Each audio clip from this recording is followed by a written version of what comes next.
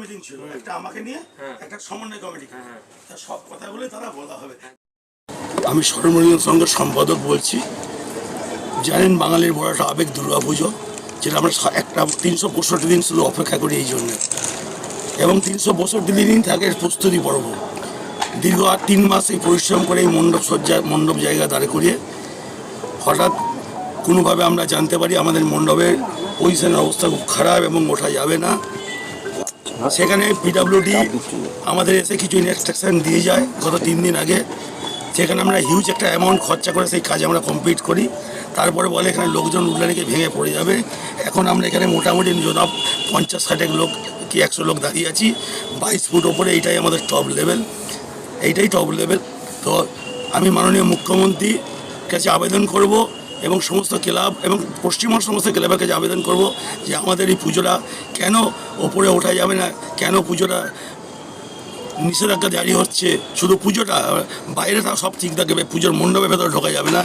এই আবেদন আমি রাখছি যেন মাননীয় মুখ্যমন্ত্রীর কানে বার্তায় পৌঁছায়। কেন এই ঘটনাটা কেন ঘটছে, কেন 3 দিন আগে পিডব্লিউডি আমাদেরকে নিয়ে ডে নাইট কাজ করিয়ে সমস্ত কাজ সাকসেসফুল হওয়ার পর তারপরে কেন আমাদের কাছে একটা নোটিশ এসে পৌঁছায় যে প্যান্ডেল আনফিট। তাই এরপরে আমার মূল্যবান বক্তব্য আরও বেশি আমাদের সমন্বয় কমিটির সম্পাদক সুকান্ত বাবু। আমাদের বর্ধমানের অন্যতম পুজো সর্বমিলন সংঘ, সেই পুজো নিয়ে আপনার দীর্ঘদিন ধরে একটা সমস্যা সৃষ্টি হয়েছে। সেখানে তারা এবছরের তাদের যে মাতা বৈষ্ণব দেবী তারা করেছেন, এবং এই আমরা জানি থিমকে সাহায্য করতে গিয়ে এইটাকে পাহাড়ের মতন, যেটা থিম করার জন্য তারা সামান্য একটু পাহাড় করেছে। এবং এইটার জন্য পিডব্লিউডি এবং প্রশাসনের বিভিন্ন লেভেল থেকে আইসি শুরু করে বিভিন্ন লেভেল থেকে তারা বারবার এসে তারা এখানে ইন্সপেকশন করে গেছেন এবং তাদের যা যা করণীয় তারা করেছেন, তাদের যেভাবে বলেছেন তারা করেছে।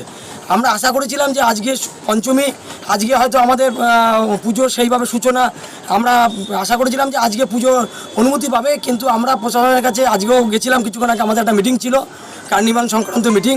সেই মিটিংয়েও আগে এই পুজো কমিটিকে নিয়ে মিটিং করা, এবং সেখানেও তারা জানিয়ে দিলেন যে এখানে কিছুতেই পুজো দর্শন মানুষ করতে পারবেন না, তারা সে দর্শন যাতে না করতে পারে তারা সেই অর্ডার দিচ্ছেন। তো আমরা বর্ধমান দুর্গাপুজো সমন্বয় সমিতির পক্ষ থেকে আমাদের সংগঠনের দাবি যে এইখানে এই পুজো যাতে মানুষ দেখতে পায়, তার জন্য প্রশাসনকে যাবতীয় ব্যবস্থা করতে হবে। তার জন্য যদি মনে হয় বেশি ফোর্স লাগবে, সেখানে পুলিশ তার ব্যবস্থা করবে।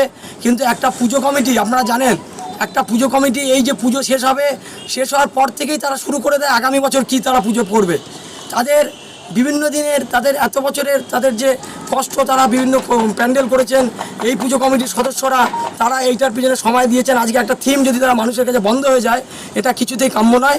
আমরা এর প্রতিবাদ জানাচ্ছি, এবং আমরা যেটা বর্ধমান দুর্গাপুজো সমন্বয় সমিতি সিদ্ধান্ত নিয়েছি যে এই পুজো যদি মানুষের কাছে না দেখতে পায়, আগামী দিনে বিভিন্ন পুজো কমিটি তারা আমাদের কাছে বলেছে তারা তাদের পুজোর দ্বার বন্ধ করে দেবে। এবং 14 তারিখ বর্ধমান জেলায় যে কার্নিভাল হবে, এই কার্নিভালে বর্ধমানে দুর্গাপুজো সমন্বয় সমিতির কোনো ক্লাব অংশগ্রহণ করবে না। এটা আমাদের সিদ্ধান্ত, এটা আমরা প্রশাসনের কাছে জানিয়ে দিই। সমস্যা তো আরো কিছু কিছু প্যান্ডেলও করেছে, যেমন হচ্ছে বর্ধমানে পারবিরাটাতেও লাইটিং এর ব্যবস্থা ছিল, রেজাল্ট সেটাও বন্ধ করে দেওয়া হয়েছে। কিছু কিছু সমস্যা সব জায়গায় রয়েছে। দেখুন, যেটা আমরা চাই যে যেখানে আমরা প্রশাসনের বিরুদ্ধে কখনোই নয়, প্রশাসন যদি কোনো সিদ্ধান্ত নেয় সেটাকে আমাদের কাজই হচ্ছে প্রশাসনের সিদ্ধান্তকে সহযোগিতা করা। প্রশাসন এবং দুর্গাপুজো সমন্বয় সমিতির মাধ্যমে তাদের মধ্যে মেলবন্ধন করা আমাদের কাজ। তাদের বার্তা পুজো কমিটির বার্তা প্রশাসনের কাছে এবং প্রশাসনের বার্তা পুজো কমিটির কাছে পৌঁছে দেয় আমাদের কাজ। আমরা বলবো না প্রশাসন সব জায়গায় যে তারা কোনোটাই মানবো না। আমরা প্রশাসনের সঙ্গে আমরা লড়াইয়ের আমাদের উদ্দেশ্য না। আমরা মায়ের আরাধনায় এসেছি, আমরা শান্তির প্রতীক। আমরা এখানে শান্তির বার্তা নিয়ে আমরা পুজোটা করি। বিভিন্ন পুজো কমিটি তাদের থিম দেখবে, সেখানে শান্তির বার্তা থাকে।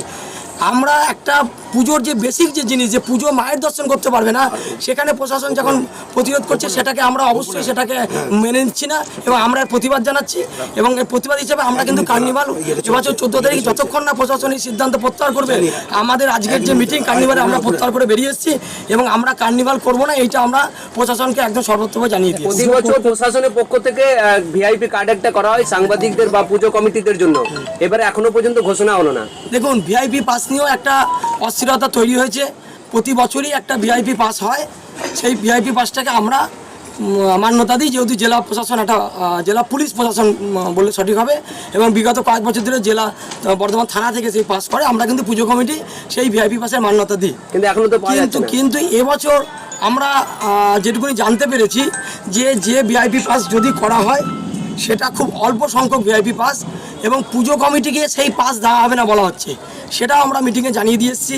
যে পুজো কমিটি পুজো করছে, যে পুজো কমিটি পুজোটা করছে, তাদের সদস্যরা যদি ভিআইপি পাস না পান, তাহলে আমার বাড়ির অনুষ্ঠান সেখানে অন্য কেউ ঠিক করে দিচ্ছেন কে ভিআইপি ট্রিট হবে, সেটাও মনে হয় সঠিক হচ্ছে না।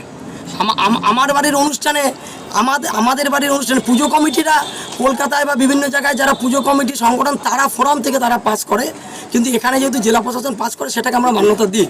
কিন্তু পুজো কমিটি যদি আজকের ডেটে যদি পুজো কমিটির সদস্যরা যদি তারা যদি লাইনে দাঁড়িয়ে তাদের ঠাকুর দেখতে হয়, তাহলে সেই ব্যাপারেও কিন্তু আমরা এসডিও সাহেবকে বলে এসেছি যে এই ব্যাপারেও আপনি একটু চিন্তাভাবনা করুন। পাস যদি একান্তই করতে হয় তাহলে পুজো কমিটিগুলো যাতে, যারা বড় পুজো কমিটি তারা যাতে 10টা করে পাস পায়, যারা কার্নিভাল করছে তারা যাতে 4টে করে পাস পায়, আর যারা ছোট পুজো কমিটি তারা যাতে 1টা করে পাস পায়, এই দাবি আমরা জানিয়ে দিয়ে এসেছি জেলা প্রশাসনকে।